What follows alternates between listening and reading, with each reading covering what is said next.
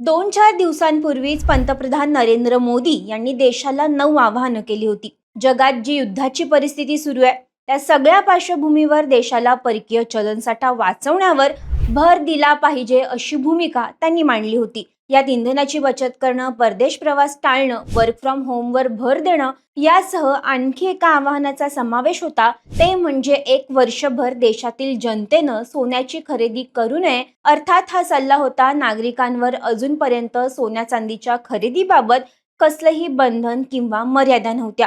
पण मोदींचे आवाहन आता जनतेकडून पूर्ण केलं जाईल असे निर्णयही सरकारकडून येत असल्याच्या चर्चा आहेत. भारतातून परदेशात जाणारा पैसा कमी करण्यासाठी आणि रुपयाची घसरण रोखण्यासाठी केंद्र सरकारने सोने आणि चांदीवरील आयात शुल्कात वाढ केली आहे. त्यामुळे सोने आणि चांदीवरील इम्पोर्ट ड्युटी 6% थेट 15% वाढवली आहे. मंगळवारी मध्यरात्रीपासून हा निर्णय लागू करण्यात आलाय. या 15% नव्या रचनेनुसार सरकारने 10% बेसिक कस्टम ड्युटी आणि 5% AIDC म्हणजेच agriculture infrastructure and development cess लागू केलाय.